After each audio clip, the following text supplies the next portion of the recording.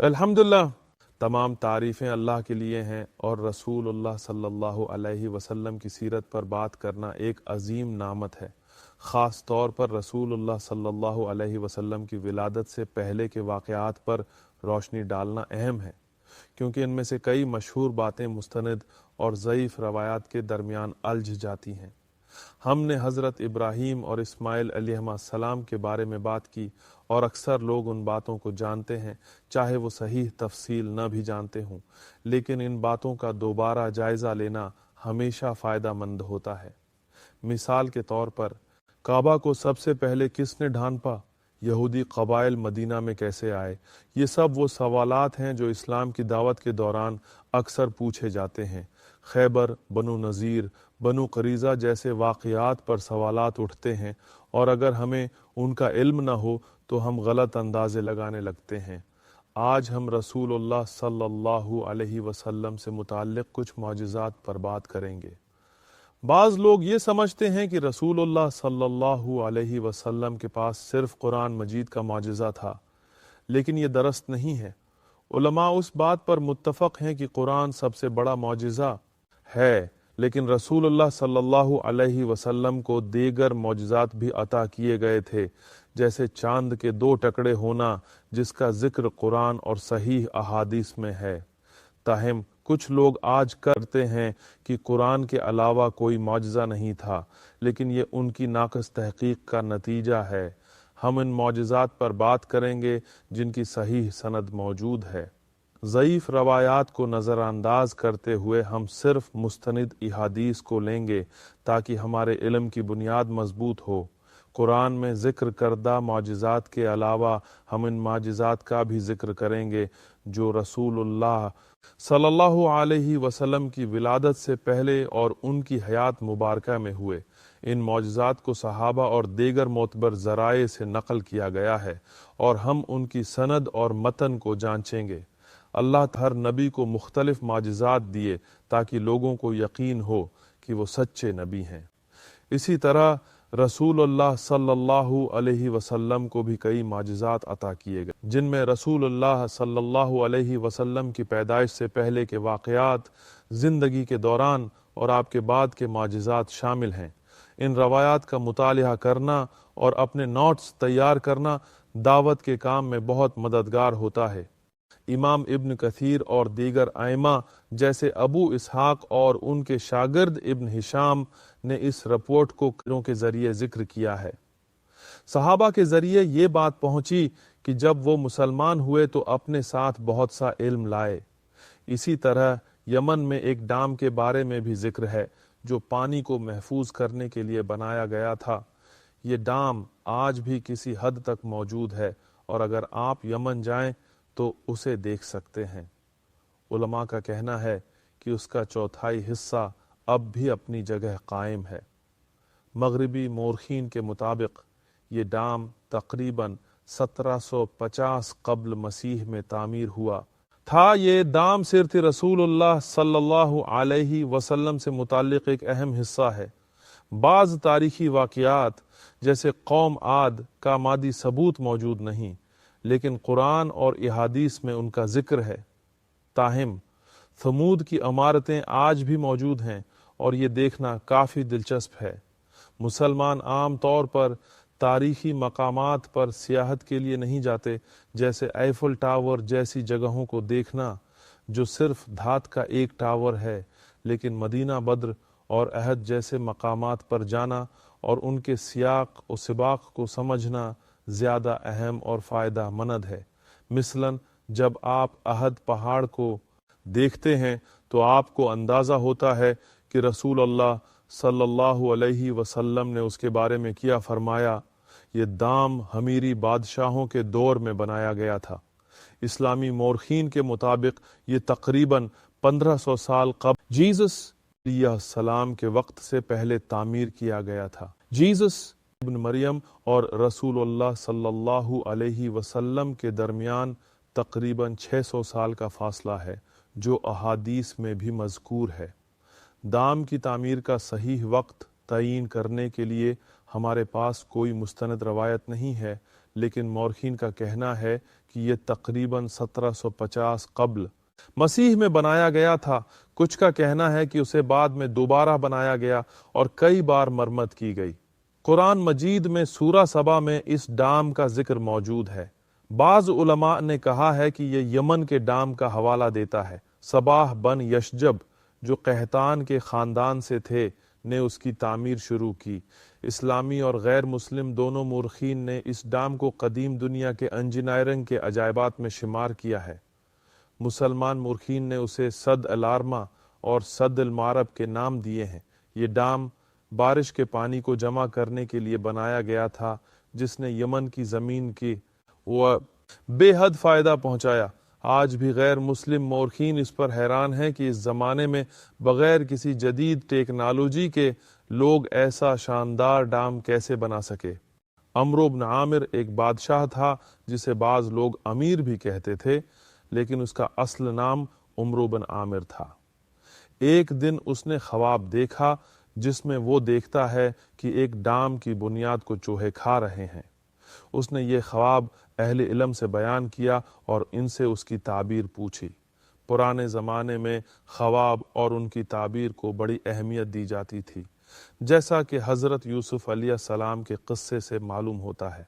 علماء نے بتایا کہ خواب 3 قسم کے ہوتے ہیں: شیطانی خواب جو برے اعمال کی طرف لے جاتے ہیں، خیالی خواب جو انسانی سوچوں کا نتیجہ ہوتے ہیں، اور سچے خواب جو وحی کا حصہ ہوتے ہیں۔ عمرو بن عامر کے خواب کی تعبیر یہ کی گئی کہ یہ ڈام ٹوٹنے کی علامت ہے۔ اس نے اس کو سنجیدگی سے لیا، لیکن سب لوگوں کو فوراً نقل مکانی کرنے کا حکم نہیں دیا تاکہ افراتفری نہ مچے۔ اس نے ایک چال چلی۔ اس نے اپنے سب سے چھوٹے بیٹے کو ایک مجلس میں تھپڑ مارنے کو کہا۔ عربوں میں اس وقت یہ ناقابل تصور بات تھی کہ کوئی بیٹا اپنے والد پر ہاتھ اٹھائے۔ جب اس کے بیٹے نے ایسا کیا تو عمرو بن عامر نے کہا، میں ایسی جگہ نہیں رہ سکتا جہاں اس قسم کی بے عزتی ہو۔ اس نے یہ بہانہ بنا کر وہاں سے نکلنے کا فیصلہ کیا اور اپنے زیادہ تر بچوں، بیویوں اور قریبی لوگوں کو ساتھ لے کر چلا گیا۔ بعض لوگ وہیں ٹھہر گئے اور کچھ اس کے ساتھ چلے گئے۔ ان لوگوں میں بنو غسان جیسے قبائل شامل تھے جو بعد میں شام میں جا کر آباد ہو گئے۔ بنو غسان شام میں کیسے پہنچے؟ شام عربوں کی سرزمین نہیں تھی۔ عرب اصل میں یمن سے تعلق رکھتے تھے اور بعد میں جزیرہ نما عرب، شام اور دیگر علاقوں میں ہجرت کر گئے۔ بنو غسان نسلی طور پر عرب تھے اور شام میں جا کر بسے۔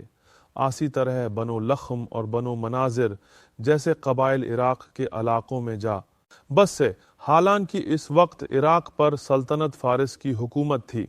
ان قبائل نے یمن سے نکلنے کے بعد مکہ پر حملہ کیا اور جرہم قبیلے کو مکہ سے نکال دیا۔ کچھ لوگ بدو بن گئے اور کچھ عراق یا دیگر علاقوں میں جا بسے۔ رسول اللہ صلی اللہ علیہ وسلم اور جیسس کے درمیان 600 سال کا فاصلہ ہے جو احادیث میں مذکور ہے۔ عمرو بن عامر ایک بادشاہ تھا جس نے عراق کا سفر کیا اور وہاں آباد ہو گیا۔ اس وقت عراق پر ایک فارس بادشاہ کی حکومت تھی۔ بادشاہ نے عمرو بن عامر اور اس کے قبیلے کو وہاں رہنے کی اجازت دی۔ ان کے ساتھ دیگر قبائل بھی تھے جیسے بنو لخم۔ مورخین فارس بادشاہ کے مختلف نام ذکر کرتے ہیں، لیکن یہ واضح ہے کہ اس نے عمرو بن عامر کے ساتھ نرمی برتی تھی۔ عمرو بن عامر کے جانے کے بعد ڈام ٹوٹ گیا، جس کے نتیجے میں بڑی تباہی ہوئی اور بہت سے لوگ ہلاک ہو گئے۔ عمرو بن عامر نے اس کے لیے اللہ کا شکر ادا کرنے کے بجائے جادوگروں اور مشیروں کو اس کا کریڈٹ دیا۔ اس نے ایسے لوگوں کو بلایا جنہیں کہن کہا جاتا تھا، یعنی جادوگر اور فال نکالنے والے۔ یہ لوگ جادو اور جنات سے متعلق تھے اور ان کے اندازے اکثر غلط ہوتے تھے۔ اللہ کے حکم سے ملائکہ جب کسی حکم کو لے کر آسمان سے اترتے ہیں تو شیاطین ان احکامات کو سننے کی کوشش کرتے ہیں، لیکن اللہ ان پر ستاروں کے ذریعے حملہ کرتا ہے۔ کبھی کبھار شیاطین کچھ معلومات حاصل کر لیتے ہیں، لیکن زیادہ تر وقت وہ ناکام رہتے ہیں۔ اس کے بعد ایک نیا بادشاہ آیا جس کا نام ربیہ بن نصر تھا۔ اس نے خواب دیکھا، اپنے جادوگروں اور مشیروں کو بلایا تاکہ خواب کی تعبیر بتائی جا سکے۔ مشیروں نے کہا کہ یہ بہت مشکل خواب ہے اور انہوں نے اس کا جواب دینے سے گریز کیا۔ انہوں نے بادشاہ کو 2 مشہور جادوگروں کے بارے میں بتایا جن کے نام ستی اور شیکا تھے۔ یہ دونوں جادو اور جنات سے متعلق معاملات میں ماہر تھے اور بہت مشہور تھے۔ بادشاہ نے ان دونوں کو بلوایا اور الگ الگ کمروں میں رکھا۔ بادشاہ نے پہلے شیکا سے کہا، میں نے ایک خواب دیکھا ہے۔ شیکا نے جواب دیا، مجھے آپ کا خواب مت بتائیں، میں خود آپ کو آپ کا خواب بتاؤں گا اور اس کی تعبیر بھی دوں گا۔ بادشاہ یہ سن کر متاثر ہوا اور کہا، ٹھیک ہے، بتاؤ۔ شیکا نے بادشاہ کو خواب اور اس کی تعبیر بتائی۔ بادشاہ اپنے خواب کی تعبیر سے بہت متاثر ہوا کیونکہ تعبیر کرنے والے نے اسے خواب بتائے بغیر اس کا مطلب سمجھا دیا تھا۔ لیکن بادشاہ نے مزید تصدیق کے لیے دوسرے جادوگر ستی کو بھی الگ کمرے میں بلا کر یہی کہا۔ ستی نے بھی یہی جواب دیا، مجھے خواب نہ بتائیں، میں آپ کو آپ کا خواب اور اس کی تعبیر بتاؤں گا۔ ستی نے بھی خواب اور اس کی تعبیر صحیح بتائی، جس سے بادشاہ بہت متاثر ہوا۔ اس واقعے پر بات کرنے سے پہلے ایک اہم بات کی وضاحت ضروری ہے۔ ہم سیرت رسول اللہ صلی اللہ علیہ وسلم میں مستند روایات پر زور کیوں دیتے ہیں؟ کیونکہ سیرت سے عقیدہ، فقہ اور منہج جیسے اہم پہلو اخذ کیے جاتے ہیں۔ اگر غیر مستند روایات پر انحصار کیا جائے تو یہ ہمارے دین کے بنیادی اصولوں پر اثر ڈال سکتا ہے۔ صحیح مسلم میں یہ روایت ہے کہ اگر کوئی شخص کسی جادوگر، نجومی یا قسمت بتانے والے کے پاس جائے اور اس کی باتوں پر یقین کرے تو یہ کفر ہے۔ یہ شخص دائرہ اسلام سے باہر ہو جاتا ہے۔ یہاں تک کہ اگر کوئی ان کے پاس صرف تفریح کے لیے جائے اور یقین نہ کرے تب بھی اس کی 40 دن تک نماز قبول نہیں ہوتی۔ رسول اللہ صلی اللہ علیہ وسلم نے فرمایا، جو شخص کسی نجومی کے پاس جا کر اس کی بات پر یقین کرے وہ اس وحی کا انکار کرتا ہے جو محمد پر نازل ہوئی۔ صحیح مسلم۔ یہ عمل جیسے ہاتھ دیکھ کر قسمت بتانا، ستاروں کی چالوں پر یقین کرنا یا ذائچوں کے ذریعے مستقبل کا اندازہ لگانا سب کفر کے زمرے میں آتا ہے۔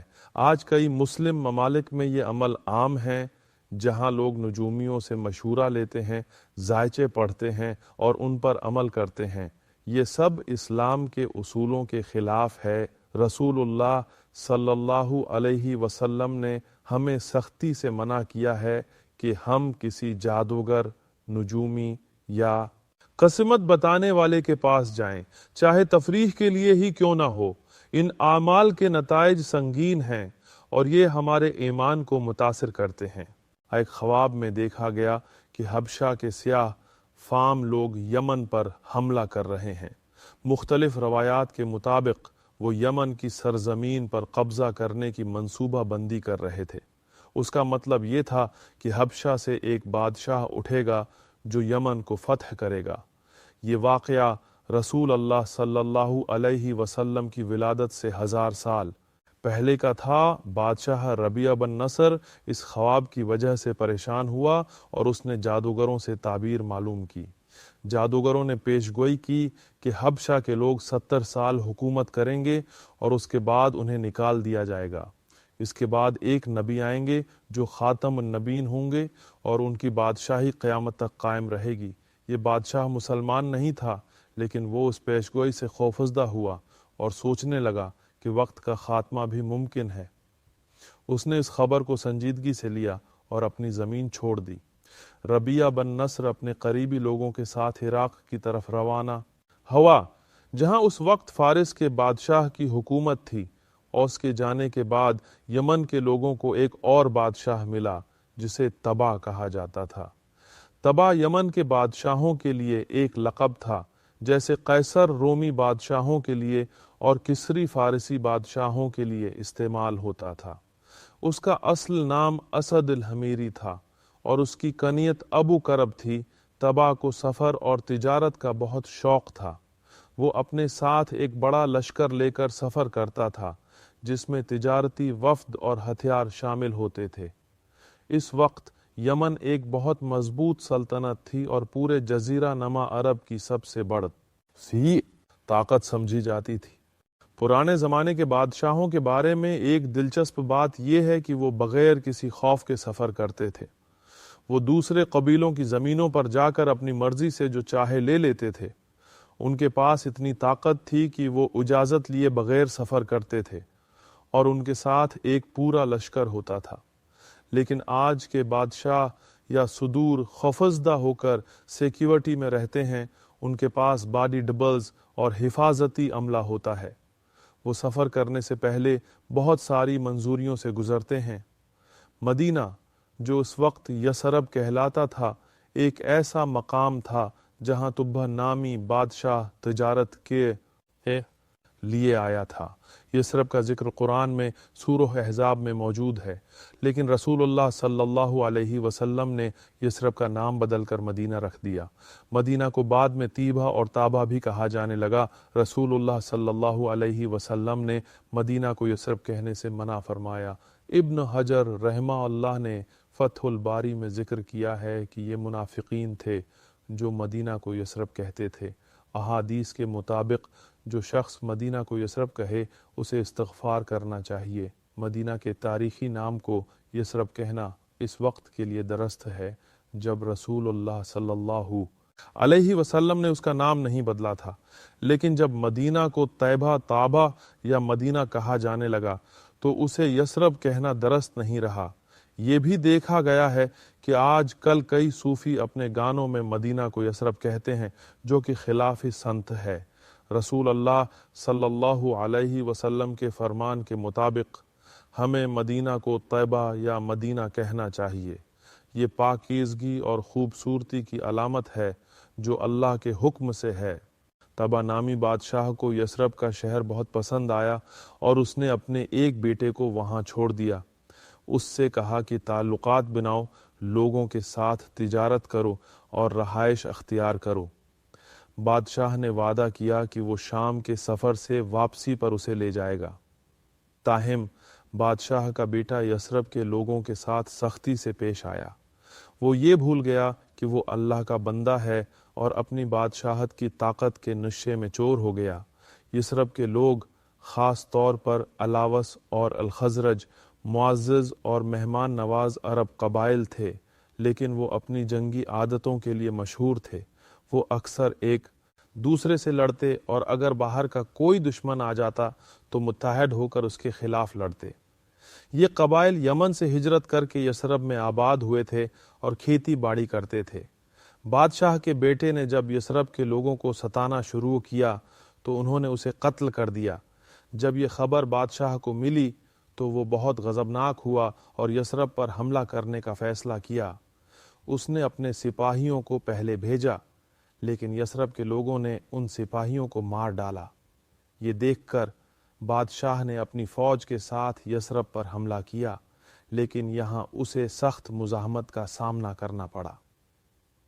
اوس اور خزرج کے علاوہ یثرب میں یہود بھی آباد تھے جو شام کے علاقے سے آئے تھے۔ یہود یثرب میں کیوں تھے؟ یہ سوال اکثر اٹھایا جاتا ہے۔ ان کی تورات میں نشانیاں تھیں کہ آخری نبی حجاز کے علاقے میں ظاہر ہوں گے اور مدینہ ان کی ہجرت کا مقام ہوگا۔ آج کے پرانے اور نئے عہد نامے کے بارے میں یہ بات اہم ہے کہ یہ اصل تورات اور انجیل نہیں ہیں۔ انجیل وہ تھی جو جیزس بن مریم پر نازل ہوئی، اور تورات وہ تھی جو موزس پر نازل ہوئی۔ موجودہ بائبل میں ممکنہ طور پر ان آسمانی کتابوں کے کچھ حصے شامل ہو سکتے ہیں، لیکن یہ مکمل طور پر انسانی ہاتھوں سے ترمیم شدہ ہیں۔